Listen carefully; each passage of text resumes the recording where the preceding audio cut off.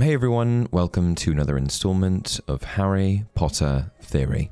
Just a quick note for those who are new, this is not an AI channel. I'm a real person. Sounds like something AI would say, doesn't it? In my most recent video, I broke down some of the biggest plot holes in Harry Potter and the Philosopher's Stone. And before I'd even finished writing the script for that video, I realized there were probably enough plot holes in each book for this to be a video series. Once you start looking closely enough, you begin noticing all sorts of strange contradictions and moments where some of the internal logic feels dubious at best. And Chamber of Secrets, which we'll be focusing on today, is probably one of the best examples of this in the entire book series. Now, just like last time, I do want to quickly clarify what I mean by plot hole. I'm not talking about characters making bad decisions or simply withholding information from the audience. A real plot hole happens when the logic of the story itself starts conflicting with previously established rules or information. There are plenty of lists online with plot holes that do not fit this criteria at all, and I know I've been guilty of doing some of that in the past. Chamber of Secrets is a book that very heavily relies on mystery and hidden information, so we're in for a treat here.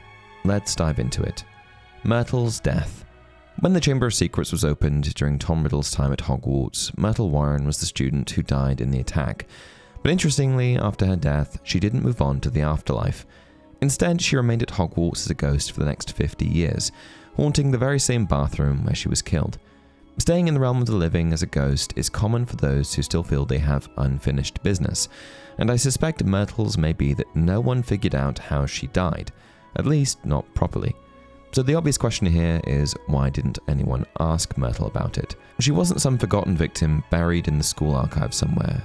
Myrtle is physically there. Students interact with her constantly, and the teachers, including Dumbledore, know she exists. Not only that, but she's always in the same place, so it's not as though she'd be difficult to find. And the weirdest part of all of it is that Myrtle herself has absolutely no issue talking about what happened. When Harry eventually asks her directly how she died, she immediately explains it. "No idea," said Myrtle in hushed tones. "I just remember seeing a pair of great big yellow eyes. My whole body sort of seized up, and then I was floating away." She looked dreamily at Harry. "And then I came back again. I was determined to haunt Olive Hornby, you see." Oh, she was sorry she'd ever laughed at my glasses. Despite Myrtle herself not fully realizing what happened, the big yellow eyes feels like a massive clue. Once you combine giant yellow eyes, instant death, strange noises in the walls, spiders fleeing the castle, students being petrified, and attacks occurring near plumbing, the list of possible magical creatures starts getting very, very small, especially because the official explanation never really made sense in the first place. Hagrid was blamed because of Aragog, but Aragog doesn't remotely match Myrtle's death. Acromantulas have many eyes, kill physically, and don't petrify people through eye contact. So nothing about Myrtle's description actually lines up with Aragog at all, which is why it's especially weird that the investigation stopped there. Despite the Ministry wanting a convenient scapegoat, Dumbledore himself clearly never believed Hagrid was guilty. Chamber of Secrets explicitly tells us that. So if Dumbledore doubted the official story for 50 years, are we really supposed to believe he never sat down with Myrtle and asked, "What exactly did you see?" And if he did ask her, then things become even stranger, because two great big yellow eyes should realistically point investigators away from Aragog almost immediately. At the very least, it should have told them that the official explanation doesn't fit the evidence, and that they were holding the wrong guy responsible. Inside the castle at Hogwarts, they had access to the ghost of the literal murder victim, while simultaneously acting as though the circumstances of her death remained almost completely unknowable for half a century. Then Harry solves the mystery almost immediately simply by showing basic curiosity, which makes the original investigation start to look remarkably incompetent. Yes, the Ministry is famously incompetent, but it's hard to believe that no characters, especially Dumbledore, would have looked into this further, especially given his demonstrated nature. Hagrid's allowed to stay? Sort of in the realm as the first plot hole, this is another that seems more absurd the longer you think about it. According to the official story, Hagrid was expelled from Hogwarts for opening the Chamber of Secrets and unleashing the monster inside.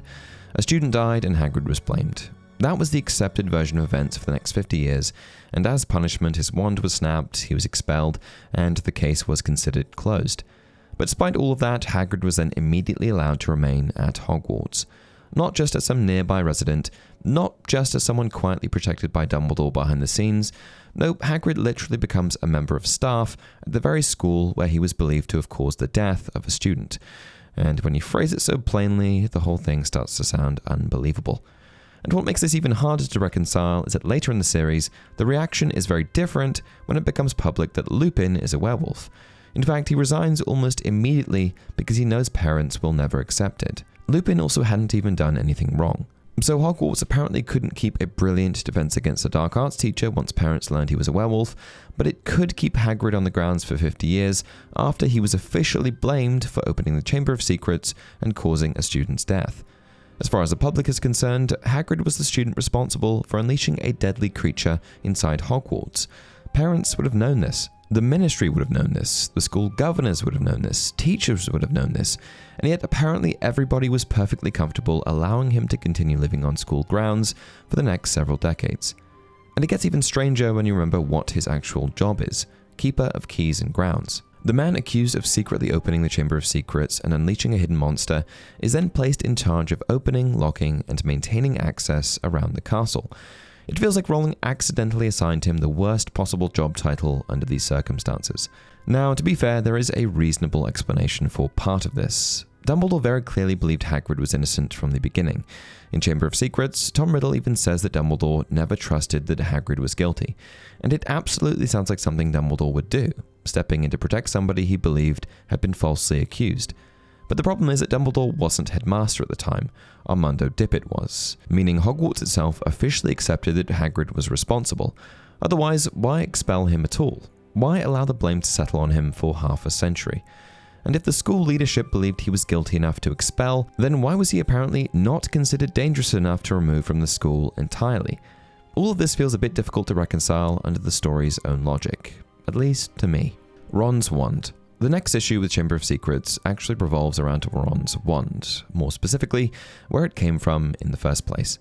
When Harry first meets Ron on the Hogwarts Express in Philosopher's Stone, he explains that his wand used to belong to his older brother Charlie, which at first glance seems perfectly reasonable. The Weasleys don't have much money, so naturally Ron ends up with hand-me-down equipment. He gets old robes, old books, old pets, so an old wand doesn't feel initially out of place at all. But the more the series expands the lore surrounding wand ownership, the stranger this becomes. Because later books go to great lengths emphasizing that wands are deeply personal magical objects. Ollivander repeatedly explains that. The wand chooses the wizard. And he doesn't just say it once in passing either. By the later books, wand lore becomes one of the most important magical systems in the entire series. Wand lore is the entire foundation upon which the path of the Elder Wand, Voldemort's defeat, and arguably the climax of the entire series ultimately rests. We learn that wands can perform poorly for the wrong owner, rebel against incompatible users, change allegiance under certain conditions, and function best when paired with the wizard they originally bonded with. And at one point, Ollivander even explains, the best results, however, must always come where there is the strongest affinity between wizard and wand. And this creates a pretty obvious problem with Ron using Charlie's old wand. Because unlike old robes or second-hand textbooks, a wand isn't really supposed to function like a normal hand-me-down item. And honestly, the books themselves almost seem to support this idea unintentionally. Ron struggles quite a bit magically during the early books. His spell work is often inconsistent, and many of his teachers seem to view him as fairly mediocre academically. Then, after Chamber of Secrets, Ron finally gets a brand new wand from Ollivander's before his third year. And suddenly his magic improves dramatically. Not overnight obviously, but his spellcasting becomes far more stable and competent once he's actually using a wand that chose him. This gets weirder once we consider Charlie. If Ron inherited Charlie's wand, then what did Charlie do? Charlie obviously needed another wand afterward. I mean, he works with dragons professionally, so we know he didn't just become wandless, which means at some point a replacement wand must have been purchased for him anyway. And if the Weasleys were already buying a new wand regardless, then why not simply let Charlie keep the wand that had already chosen him, and buy Ron his own wand from the beginning? I guess Charlie could have bought his own, but why? Especially if he's already got one that chose him. Like I mentioned earlier, later in the series, wand allegiance becomes central to the entire climax of the story. Wands are treated less like tools and more like semi-sentient magical partners, and this makes the idea of casually handing one down to your younger brother start to feel jarringly inconsistent with the rules Rowling later established. This all gets even more confusing when we remember that the Weasleys were still willing to spend money on other things. During Ron's first year, Percy receives expensive new robes and an owl after becoming prefect. So the family clearly wasn't operating under a situation where literally every purchase was impossible. So if wands are supposedly one of the most important magical objects a wizard will ever own, why was Ron's education one of the only places where compromise was acceptable? As always, there are a few possible explanations. Maybe Charlie's original wand was damaged somehow and replaced later, or maybe the Weasleys simply accepted the drawbacks because they genuinely couldn't afford another wand at the time. They're not known for their financial literacy. Ron isn't even the only example. Neville also spends years using his father's old wand before finally getting his own later in the series, after which his magical confidence improves noticeably as well. And this unintentionally creates the impression that Hogwarts is perfectly comfortable allowing students to attend school with magical equipment that may actively handicap their education. Hogwarts portraits. One of the biggest problems with the Chamber of Secrets mystery is that Hogwarts should have solved it almost immediately, and the reason for that is actually pretty simple: the portraits. The portraits in Harry Potter aren't just paintings, are they? They're basically semi-sentient magical witnesses. They talk, they move, they remember things, they gossip, and most importantly, they can observe what's happening around them. In Philosopher's Stone, Harry even notices he was too sleepy even to be surprised that the people in the portraits along the corridors whispered and pointed as they passed. The people in the portraits kept going to visit each other, and Harry was sure the coats of armor could walk. From the very first book, we see portraits whispering about Harry as he walks through the corridors. The fat lady visits her friends in other paintings. Sir Cadogan roams around the castle, and later books establish that portraits can even relay information between locations in near real time. Phineas Nigellus does it constantly in Deathly Hallows. But these aren't just decorative background paintings. Rowling later explained that many Hogwarts portraits are capable of moving between nearby frames, recognizing students, remembering passwords, reporting disturbances, and carrying messages throughout the castle, which means Hogwarts should function like one giant magical CCTV system. There are portraits everywhere: corridors, staircases, entrances, hallways. And during Chamber of Secrets, a giant basilisk is apparently slithering through the school for months without a single portrait reporting anything suspicious. Really? Ginny Weasley, while possessed by Tom Riddle's diary, somehow repeatedly sneaks off around the castle at night. And Ginny isn't using an invisibility cloak. She isn't some master criminal. She's an 11-year-old girl wandering through one of the most heavily enchanted buildings in the wizarding world while possessed by a magical diary. A massive serpent moves through the plumbing system. Students are attacked near major corridors. Mrs. Norris is petrified hanging beside a message painted on the wall in blood. And not one portrait thinks to mention, "Hey, we saw an unconscious little girl wandering around here at 2 a.m. Or, by the way, there appears to be a giant snake emerging from Moaning Myrtle's bathroom every few weeks." And it gets even stranger when you remember that the portraits don't even need to directly stop anything, they just need to report it. The second attack alone should realistically have triggered hundreds of questions. Who was nearby? Who was seen in the corridors? Did anybody notice unusual movement? Especially because portraits at Hogwarts are apparently expected to assist the staff. The headmaster portraits, which admittedly are a touch more advanced than some other portraits, literally serve the current headmaster after death, offering advice and relaying information long after their subjects are gone. All of this means that Hogwarts has living paintings, ghosts floating through walls, moving staircases, and teachers patrolling the castle, but all of the school's cumulative mysteries are solved by 3 relatively new students. The Myrtle part makes it even worse, because Dumbledore already knew Myrtle was the victim the first time the chamber opened 50 years earlier, but neglected to ask her about it. To sum it up, the portraits, ghosts, and general magical surveillance systems of Hogwarts selectively stop functioning whenever the plot requires a mystery to exist. Now, as always, there are possible explanations for this. Rowling later clarified that not all magical portraits are equally intelligent. Most portraits are essentially simplified magical imitations of the person they depict. They can repeat their catchphrases, imitate behavior, gossip, move between frames, and interact with people in fairly basic ways, but they still aren't sentient recreations of the original person, which means portraits like the Fat Lady or Sir Cadogan probably aren't sitting there conducting Sherlock Holmes-level investigations every night. According to Rowling, the truly advanced portraits are usually the headmasters and headmistresses. Those portraits are personally trained by their subjects before death, with the real witch or wizard actively teaching the portrait their memories, knowledge, personality, and behavior over time. So technically, it is possible that many ordinary Hogwarts portraits simply weren't intelligent enough to fully piece together what was happening. But even with that explanation, I don't think it explains much, because the portraits don't need to do a lot. They just need to notice suspicious things and report them. And we know from the books that this is something they're capable of. Basilisk venom. The famous Basilisk venom Horcrux plot hole. If you've been part of the Harry Potter fandom for long enough, there's basically no way you could have avoided this one. Deep beneath Hogwarts, during the final confrontation in the Chamber of Secrets, Harry fights the Basilisk while trying to destroy Tom Riddle's diary and save Ginny. And eventually, after managing to drive the sword of Gryffindor through the roof of the Serpent's Mouth, Harry kills it. But not before one of its fangs sinks deep into his arm, injecting him, drumroll please, with Basilisk venom.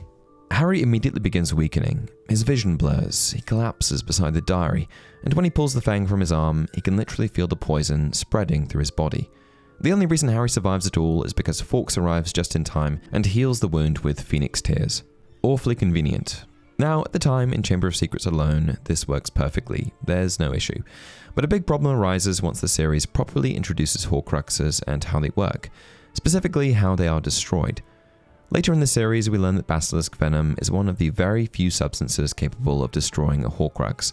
In fact, it becomes arguably the most important anti-Horcrux weapon in the entire series. The trio repeatedly uses the Sword of Gryffindor, imbued with Basilisk venom, to destroy pieces of Voldemort's soul. So the question now is, if Harry himself was unknowingly a Horcrux, then why didn't the Basilisk venom destroy the piece of Voldemort's soul living inside him? The venom absolutely enters Harry's body, that's not debatable. He's actively dying from it. So logically, you'd think the soul fragment attached to Harry should have been destroyed right then and there, years before Deathly Hallows. Now, eventually Rowling did address this. The explanation given is that in order for a Horcrux to be destroyed, the container itself must be damaged beyond magical repair. In other words, Harry himself needed to fully die in order for the Horcrux to die with him. And because Fawkes healed Harry before he actually died, Harry as the container survived, meaning the Horcrux survived as well. And technically that explanation does work within the later rules Rowling established. But it still feels a little bit awkward, because Harry was moments away from death. The venom had already spread throughout his body, and the books go to great lengths emphasizing just how lethal Basilisk venom actually is. This makes that explanation feel a little too convenient, and more like a retcon than anything else. This may be different from some of the other examples in that Rowling did provide an explanation, but I'm still not quite satisfied enough to not label this as a plot hole. Anyway, that about sums up my list for today's video. Please do let me know what you think of these plot holes down in the comments section below, and please mention any you've noticed that I may have missed. Also check out part 1, which focused on Philosopher's Stone, if you haven't already. Next up, Prisoner of Azkaban. If you want me to continue making this series, make sure to like and subscribe. Until next time, remember, it does not do to dwell on dreams and forget to live.